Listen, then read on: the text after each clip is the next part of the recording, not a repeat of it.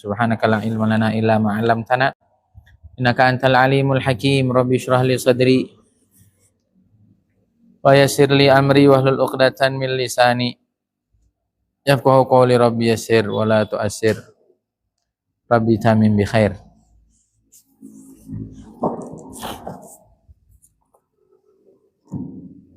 Jazakumullah.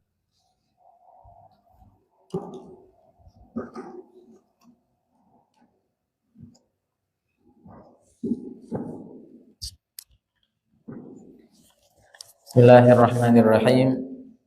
Yaqulul mu'allif rahimahullahu ta'ala wa adama an-nafa bihi barakati ulumihi wa bikumul muslimina fid dharain amin ila an qala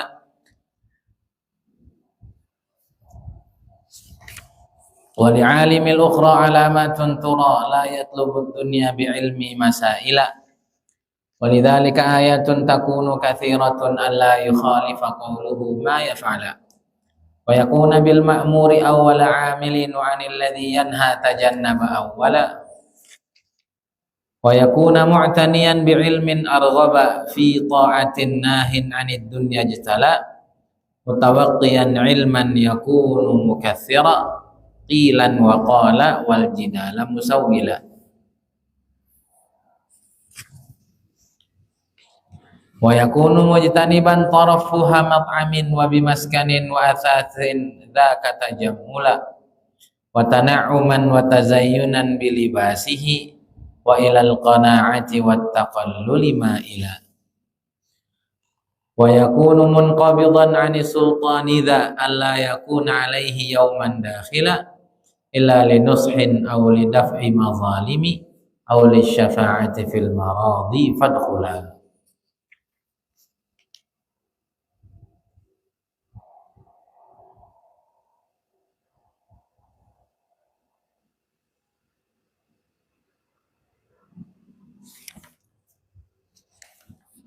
Beliau menjelaskan tentang ciri-ciri ulama rabbani, ulama-ulama akhirat. Bukan ulama-ulama dunia, bukan ulama-ulama surga. Yang pertama adalah tidak mencari dunia dengan ilmunya. Saya udah jelasin ya kemarin ya. Nikmat itu ada 3, ada nikmat dunia, nikmat wusta, nikmat ulia gitu. Nikmat dunia itu apa? Apa saja yang dinikmati oleh fisik. Makanan, minuman, kendaraan, rumah, kecantikan, ketampanan, kemasyhuran, jabatan. Ini nikmat dunia, nikmat rendah. Yang efeknya adalah kesenangan. Ini menjadi nikmat dunia kalau niatnya dan tujuannya tidak dinaikkan kepada level berikutnya, nikmatul wusta, nikmat di pertengahan, yaitu niat amal soleh. Bang John putih-putih, bersih gitu, rapih, ganteng, kenapa? Masa saya ketemu Pak RT, Pak RW aja rapi, masa ketemu Allah enggak? Nah, memilih baju yang mahal, memilih baju yang bagus sudah bukan dunia. Gitu ya. Apalagi, kenapa Bang John rumahnya gede banget? Iya, saya pengen, karena di Bandung nih sering banget datang ulama-ulama dakwah dari luar negeri, saya pengen banget berkhidmat kepada mereka. Daripada mereka bayar hotel, daripada mereka jauh-jauh, lebih baik mereka tinggal di rumah saya. Itu bukan dunia. Gitu ya. Ini jangan salah paham kita. Kenapa istrinya mau yang paling cakep, Mang John? Kata Mang John, biarin. Dulu yang pernah bilang saya, wah kamu seumur hidup gak akan laku. Biarin dia tahu kalau saya nih laki-laki yang sangat hebat karena bisa mendapatkan kembang desa paling cantik di Sindanglayan, seumpama. Nah itu dunia. Tapi kalau Mang John bilang, Ustadz, saya kenapa milih yang paling cakep Ustadz? Karena berat nundukin mata di luar Ustadz, kalau yang dalam rumah gak cakep. Nah itu udah bukan dunia. Kenapa? Karena tujuan mendapat kecantikannya agar menjaga amal solehnya. Itu ya. Bang John, kenapa pengen punya duit 1 triliun, Ustadz? Saya pengen Allah ridho sama saya mau bantu cicil utang negara. Nggak usah negara yang bayar biar saya. Nah, itu nikmatul ulia, itu nikmat untuk hanya dapat ridho Allah. Ya. Nah, ada ulama-ulama itu, ada orang-orang alim itu ngajarnya, mendidiknya emang semata pengen dapat duit. Ngajarnya kadang-kadang nggak jelas, temanya kadang-kadang nggak penting. Ada yang penting dapat uang bensin. Nah, yang penting dapat jabatan ini itu, jabatan fatwa, jabatan kementerian ini itu. Bapak kan nggak pernah sekolah di bidang itu, Bapak kan nggak pernah mondok. Itu jabatannya jabatan fatwa loh Pak. Kata Nabi SAW, ajra'ukum alal futya, ajra'ukum alan nar. Orang yang paling berani berfatwa dan dia bukan ahlinya, dia yang paling berani untuk masuk neraka. Udah nggak peduli. Udah banyak juga orang yang kayak saya, udah buktinya jadi menteri agama juga, jadi ketua ini juga, ini, nggak peduli saya. Ada kalau udah begitu, itu namanya mengejar dunia.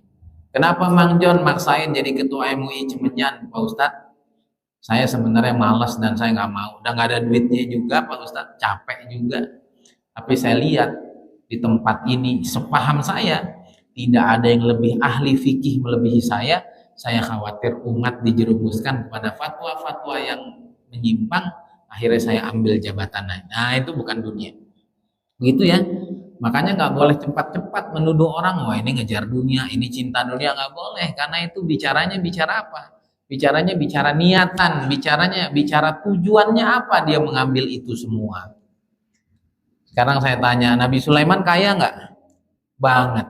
Fir'aun kaya, apa bedanya? Beda niat. Yang kedua beda sikap. Nabi Isa miskin banget nggak? Miskin. Ya, orang-orang India tuh yang nggak beriman banyak nggak yang miskin? Banyak. Sama kan Nabi Isa sama yang miskin itu? Ya beda gitu ya. Nah, jadi nggak bisa kita lihat secara fisik. Nah, ketika ada ulama yang niat dalam hatinya, tujuannya dia mengambil nikmat-nikmat materi, nikmat-nikmat keduniaan hanya murni karena itu, maka itulah yang disebut bukan ulama akhirat. Bisa nggak kita nyari yang mana orangnya? Ya nggak bisa. Kenapa? Nah, ya karena semua orang punya duit, semua orang punya rumah bagus, semua nggak bisa.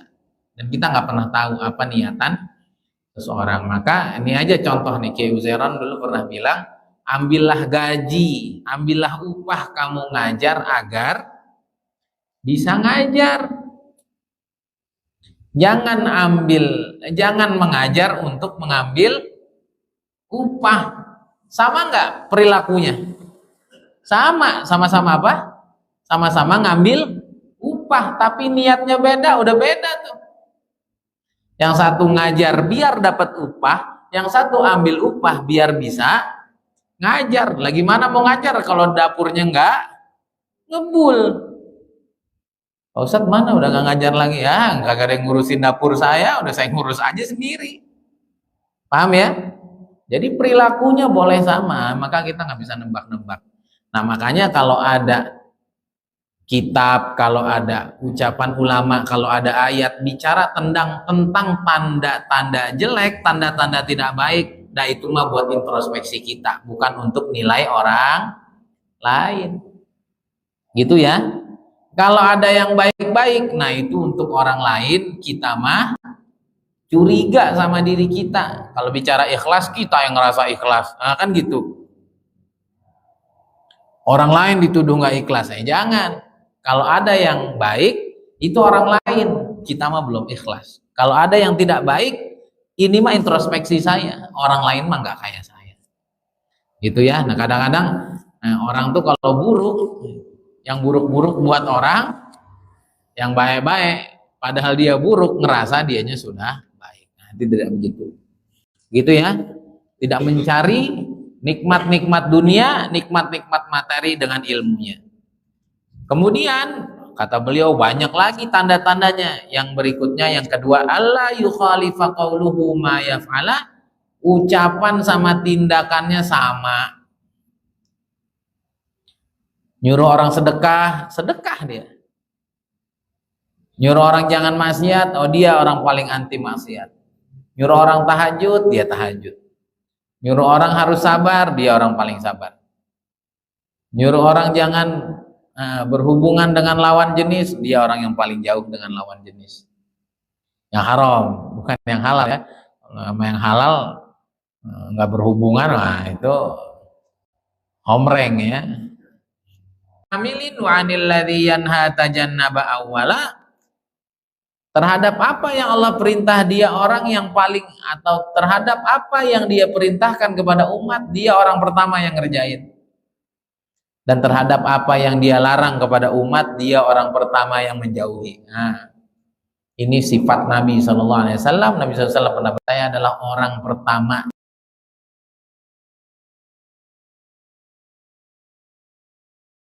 yang memenuhi apa yang aku ajakkan kepada kalian. Kalau kita kan kadang-kadang jago ngomong, amal enggak. Saya sebenarnya mau lanjutin ya, tapi ini saya lagi dapat ilmu sangat penting, Mang John. Ya, apalagi yang udah nungguin ya, saya agak telat hari ini ya, semoga ini jadi bonus. Ya, coba kita stop dulu pembahasannya, karena ini banyak nih. Banyak. Dan sebenarnya juga ini kan tadi ya, karena yang jelek-jelek tentang ulama, sebenarnya ini buat saya aja, buat introspeksi saya. Nah, yang hadir nih gak usah tahu kan sebenarnya gitu. Kalau tahu malah suzon nanti. Itu Ustadz kalau habis ngajar menerima tahu itu dari Ustadz dari Pak Iwan, jangan-jangan ini nih nyari dunia. Oh enggak, saya nggak pernah ngarepin itu. Yang dikasih ya diterima.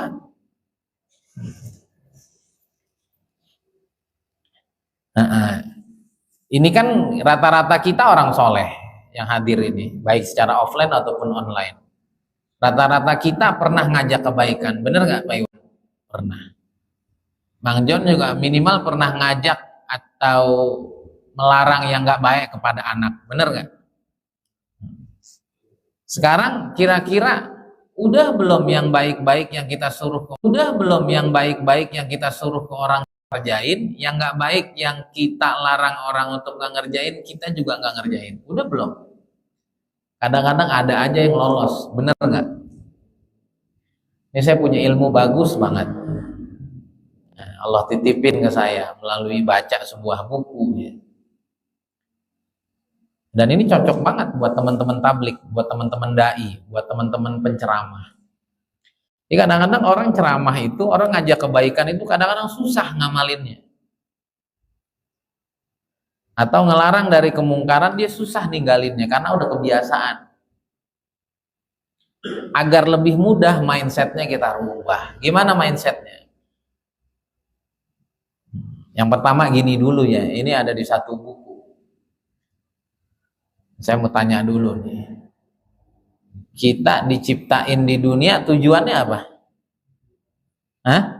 Ibadah. Ibadah berat nggak? Hah? Berat.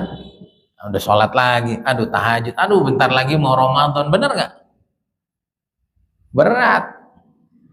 Yang lebih ringan lah, yang lebih ringan. Kita hidup di dunia untuk diuji, wah berat lagi, ya. Kita mau yang gampang-gampang aja lah hidup, yang gampang aja berat kok, apalagi udah berat dianggap berat, ya kan? Alladzi ja'ala lakumul apa tuh? Tabarakalladzi bi ni'matihi wa ala kulli syai'in qadir, alladzi khalaqal mauta wal hayata liyabluwakum ayyukum ahsanu amala. Diuji, kita hadir ke bumi untuk diuji. Wah, berat juga. Berat. Yang ringan-ringan aja deh mindsetnya gimana? Mindsetnya adalah kita tuh diciptakan sama Allah. Kita tuh diciptakan sama Allah untuk apa? Untuk dimuliakan. Untuk apa? Dimuliakan, Mang John. Ya. Maka Nabi Adam itu baru diciptakan Lalu Allah SWT memerintahkan penduduk langit untuk apa? Untuk sujud, memuliakan. Sekarang apa sih yang gak sujud sama kita? Semuanya kan sujud sama kita nih. Mataharinya buat kita, semuanya. Gunung memang buat harimau. Enggak, buktinya kita usir juga. Tuh udah pada botak. Kita hidup ini untuk dimuliakan. Yang kedua, kita nih hidup untuk dimanjakan. Yang tadi dalilnya walaqad karramna bani Adam. Aku telah muliakan anak Adam. Wa faddalnahum ala katsirin mimman khalaqna tafdila. Aku lebihkan dia dari seluruh ciptaanku dengan lebih yang sangat.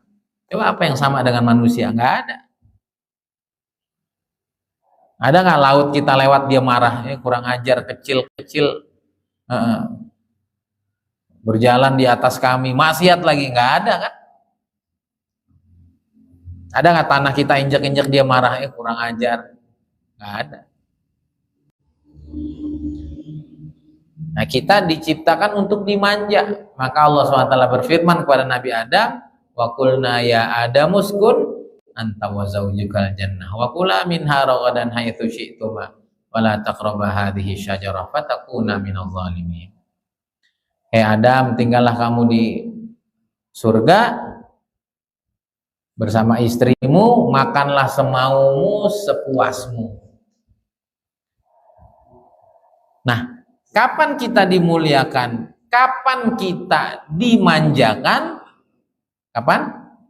Wala taqraba hadhihi syajarata fatakuna minadh dhalimin. Syaratnya jangan maksiat, jangan deketin pohon ini, jangan deketin minuman keras ini, jangan deketin perzinahan ini, jangan dekati korupsi ini, jangan dekati perjudian online ini, jangan dekati pinjaman online ini. Hidup kita nyaman gak sih sebenarnya? Nyaman, enak, mudah. Tapi kalau udah maksiat, wah habis. Gitu ya. Jangan selingkuh, jangan mencuri, jangan berkhianat. Termasuk maksiat apa? Disuruh sholat nggak sholat, disuruh jujur nggak jujur, disuruh sungguh-sungguh main, disuruh semangat malas. Nah itu maksiat. Coba liatin hidupnya orang yang lempeng, enak aja. Jadi kalau orang itu hidupnya lurus, agendanya adalah taat, alerginya adalah maksiat, wah hidupnya udah kayak di surga. Nah ini dulu ya. Jadi sebelum ibadah, sebelum khalifah, ntar dulu kita tuh aslinya tercipta untuk dimuliakan, untuk dimanjakan. Yang penting syaratnya dipenuhi, agendanya semua ketaatan dikerjain, semua maksiat ditinggalin. Pasti hidup mah enak. Tanya aja sama semua yang stres, pasti maksiat. Oh saya nggak pernah zina Pak Ustadz, saya nggak pernah ini. Itu tapi masih nyimpen dendam sama suami, kesalahan 20 tahun yang lalu, itu maksiat. Mau suruh maafin kata Allah, malah dipendem. Kan ada ya ibu-ibu yang begitu, kesalahan 20 tahun yang lalu diingat. Iya, itu maksiat tuh. Kata Allah suruh wal afina anin nas. Ciri orang bertakwa, ciri orang hidupnya benar itu suka maafin kesalahan orang. Nah ini suaminya sendiri 20 tahun yang lalu masih diungkit. Kenapa? Pernah boncengin yang bukan mahram gitu, ketahuan semua. Wah itu sakit hatinya kan. Wah. Akhirnya hidupnya nggak bisa tenang. Akhirnya kena kanker. Akhirnya kena penyakit-penyakit aneh. Kenapa? Nah itu saya beli bukunya Dr. Cahyono ya. Dokter medis yang sekarang, yang kemudian mendalami herbal, sekarang mendalami ilmu kesehatan atau pengobatan holistik.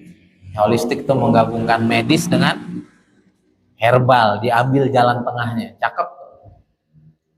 Dia bilang 75% penyakit itu semuanya dari ruhani. Nah, sebelum pikiran dulu ruhani. Ini kalau orang tuh hubungannya sama Tuhan tuh nggak bener, apa diantaranya tidak bener? Nggak ridho dengan segala yang terjadi, tidak ikhlas, tidak pasrah, nganggap ada yang salah dalam pengaturan Allah. Nah, itu. Makanya kita diantaranya adalah iman kepada qada dan qadar, yang baik dengan yang buruk. Begitu ya. Oke, sebenarnya bukan ini yang mau saya sampaikan, tapi ini penting juga. Biar mindset kita tuh ringan ngejalanin hidup. Hidup tuh nggak ruwet, hidup tuh nggak rudet, hidup tuh nggak ribet. Enak kok hidup itu. Yang penting agendanya adalah ngejalanin perintahnya Allah, ngejauhin segala larangannya Allah. Nah, itulah perlunya ngaji. Itulah kita perlu guru. Sehingga kalau agendanya begitu, udah pasti kita dimuliakan, pasti kita dimanjakan, hidup tuh enak gitu. Tapi kalau kita anggap hidup ini rumit dan lain sebagainya, nanti beneran rumit. Baik. Kemudian yang kedua, tidak salah agenda hidup itu apa? Tidak salah agenda hidup itu adalah ibadah.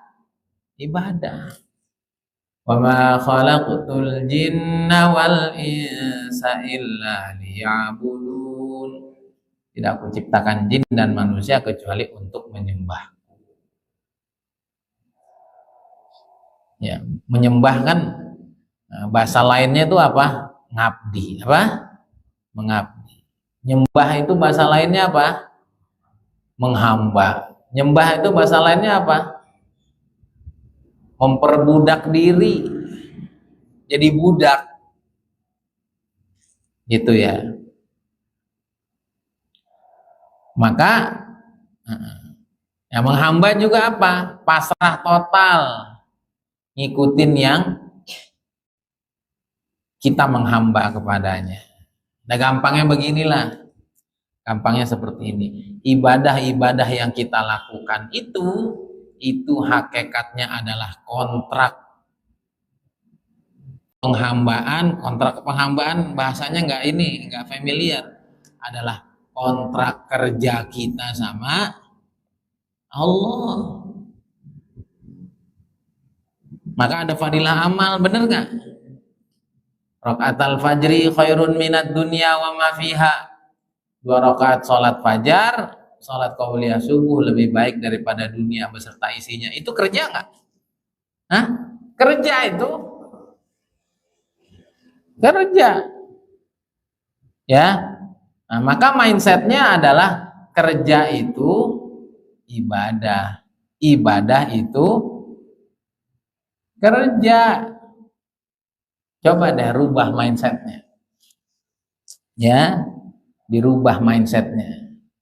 Nah, itu makanya kita lihat para sahabat itu, Mang John, ya, mereka ketinggalan beberapa tasbih aja, mereka rela itu makan roti dengan gandum kasar daripada milih gandum halus. Demi apa? Demi kerjaannya lebih banyak. Karena pasti hitungannya beda. Ya, mereka berlomba-lomba itu amal. Kenapa? Sama kayak kita kerja. Bener nggak? Dulu awal-awal Gojek dibuka, semangat nggak orang ngegojek? Semangat nggak? Semangat. Kenapa? Sebulan bisa 10 juta tuh. Sebulan bisa belasan juta itu. Semangat. Sekarang ketika pendapatannya 3 juta juga udah sampai tepos pantatnya gitu ya, di atas mulu, udah nggak pulang-pulang. Semangat nggak? Udah kurang. Ya. Maka hari ini kenapa orang Islam itu nggak semangat amal? Karena ngerasa ibadah itu beban. Ibadah itu nggak ada bayarannya. Ada. Siapa yang sholat isya dengan berjamaah, faka'annama shallal laila, faka'annama shalla nisfal lail. Siapa yang sholat isya berjamaah, seakan-akan dia sholat sunnah separuh malam. Wa man shalla subha fi jama'atin faka'annama shallal laila kullah. Siapa yang sholat subuh maka seakan-akan dia dapat bayarannya sholat sepanjang malam suntuk. Nah ini gampangnya biar cepet aja. Ini saya betul-betul tertegun dan gara-gara ini, waduh, saya amalan sunnah tuh jadi semangat lagi gitu. Dengan mindset ini nih ya, semoga semuanya juga begitu. Sekarang saya tanya, kenapa sholat duha itu bisa menaikkan rezeki kita? Kenapa Mang John? Kan dicukupi, rezekinya diberkahi, rezekinya diluaskan. Kenapa? Udah janji Nabi, benar, tapi buktinya kadang-kadang kita duha, kadang enggak. Nah kadang-kadang kita perlu pakai logika, kenapa?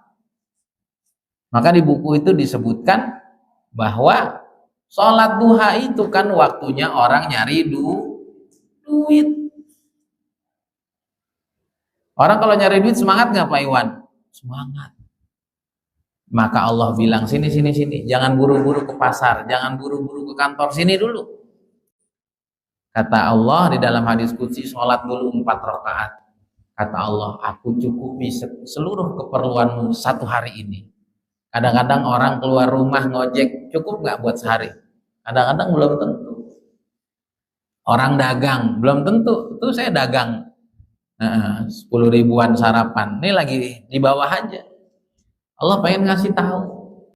Kalau pengen jelas untung, kalau pengen jelas dapat bati, kata Allah sini sholat duha.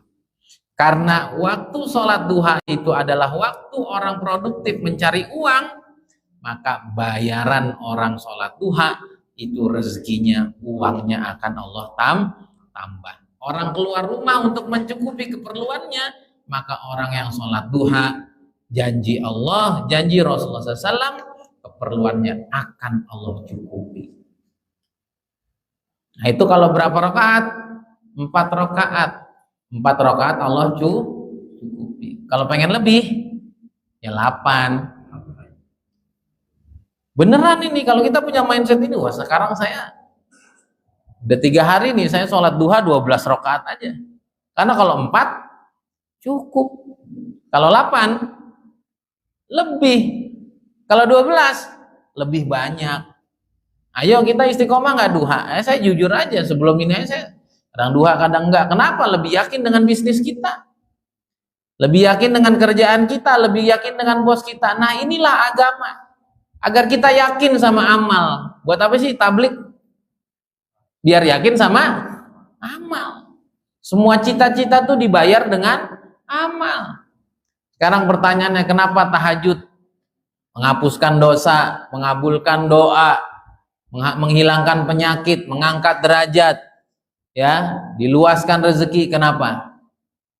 Itu bagus buku itu tuh. Kenapa? Karena itu waktu lembur. Lah orang lagi tidur, disuruh bangun. Masa Allah nyuruh doang? Ustadz Haji saja mau nyuruh orang dipertimbangkan berapa bayarannya. Ya, Ustadz Abu Syauqi nyuruh orang dipertimbangin bayarannya. Masa Allah nyuruh kita nggak dipertimbangin? Yuk yakin kalau Allah udah suruh, kita tuh lagi kerja sama Allah. Namanya juga amal. Amal tuh apa? Amal kan bahasa Arab. Bahasa Indonesia apa amal? Kerja. Maka kalau kita berani bangun malam istiqomah, kita lembur Bang John. Kalau lembur bayarannya biasa apa luar biasa? Luar biasa. Ayah saya kalau lembur 750.000 sekali lembur tuh. Itu tahun 2012, gede bener. Maka ada agenda keluarga, kayak hujan, kayak panas, kayak enggak dia berangkat. Ya ini kan mau jalan-jalan ini. Enggak. Ini duitnya gede sayang, ntar aja itu mah. Nah kita bisa nggak tuh ngantuk kita entarin. Nonton bola kita entarin. Apa kita entarin? Kenapa? Ini lembarin. Kenapa? Ini lembur sama gede banget, maqamam mahmuda. Kita menjadi orang penting nanti. Qaulan tsaqila, ucapan kita tuh berbobot. Semua permintaan kita dikabulkan. Terakhir, ya, dua terakhir. Kenapa orang puasa itu seluruh seluruh doa-doanya dikabulin?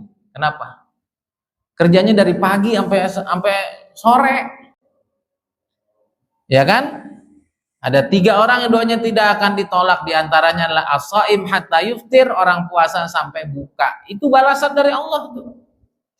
Apalagi balasan dari Allah, sumu tasihu, sehat. Apalagi balasan dari Allah tuh, kullu amal ibni adam lahu illa siyam fa innahu li wa ana ajzi bih. Semua amal anak Adam balasannya untuk dia. Peruntukannya untuk dia, kecuali puasa. Itu hadiah spesial manusia buat saya.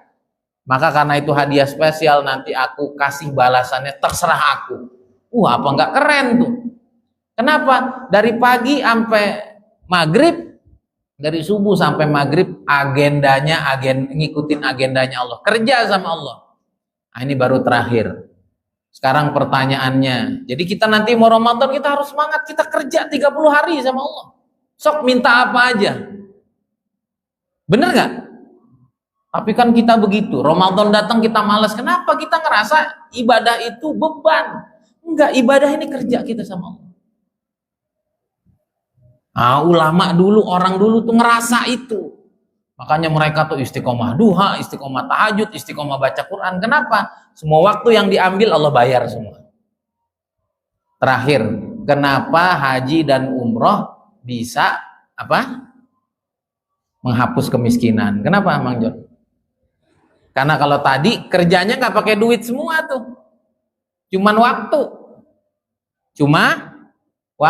waktunya juga sebentar kan, duha sebentar, tahajud sebentar, benar? Puasa dari pagi sampai maghrib. Kalau haji 40 hari. Kalau itu umroh ada yang 9 hari, 12 hari. Yang dibawa apa? Diri, harta. Ninggalin kerjaan, ninggalin semuanya. Gimana tuh? Kita bawa diri, bawa harta, bawa semuanya. Kita kerja sama Allah berhari-hari. Gede nggak bayarannya? Maka semua duit yang dikeluarin, semua pengorbanan Allah ganti. Allah bayar. Maka nih teman-teman tablik nih, Mang John nih, 40 hari itu lagi kerja sama Allah. Makanya jangan main-main. Masih ingat kan dulu teman-teman kita yang tahun 90-an lah, Mang John, saya masih ingat gitu. Orang-orang tablik tuh lagi semangat-semangatnya, serius. Kenapa? Karena emang ngerasa di jalan Allah. Lagi kerja sama Allah. Sehingga nggak berani itu telat, nggak berani itu nggak berangkat. Ntar ada aja tarbiyahnya. Lah sekarang kita hurut nggak hurut karena nafsu, bener nggak? Pada di rumah diomelin mulu sama bini, ada hurut aja ya, agendanya bukan agenda Allah. Akhirnya doanya nggak makbul, akhirnya nggak nyelesain masalah, akhirnya utang makin banyak, akhirnya pulang jadi fitnah. Tapi kalau kita bergerak karena Allah, kerja sama Allah, 4 bulan bayarannya gede banget tuh. Sehingga kan sering kan teman-teman tablik tuh kerentek aja di hati dibayar sama Allah. Belum doanya. Kenapa? Karena memang lagi kerja sama Allah, yang semuanya pasti dibayar. Demikian, semoga bermanfaat. Semoga kita semakin menjaga sholat kita yang wajib, itu yang memang kerjaan wajib kita. Kita juga ambil yang sunnah karena itu adalah lemburan kita. Kita ambil puasa sunnah, itu lemburan kita juga. Kita ambil haji dan umroh biar Allah bayar semuanya. Kenapa? Hakikatnya ibadah kita ini adalah persembahan kita ke Allah. Nggak mungkin seorang dermawan aja nyuruh kita, bener nggak? Ustaz Abu Syauqi nyuruh kita, wah pikirannya, wah ini kalau orang kaya begitu nyuruh saya walaupun cuma beliin rokok, sumpama, wah kayaknya minimal saya dikasih gocap, bener? Nggak mungkin. Allah yang maha kaya, Allah maha segalanya. Dia merintah kita ini itu. Kalau dia tidak bayar, dan semuanya sudah tertera di dalam fadhailul a'mal, janji-janji Allah di dalam amal-amal itu, sebagaimana yang Nabi sabdakan di dalam banyak hadisnya tentang keutamaan beramal, dan keutamaan itulah bayaran Allah dari kerja-kerja ibadah yang kita lakukan kepadanya. Hadza billahi taufik, semoga bermanfaat. Subhanakallahumma hamdik, asyhadu an la ilaha illa anta, astaghfiruka wa atubu ilaik.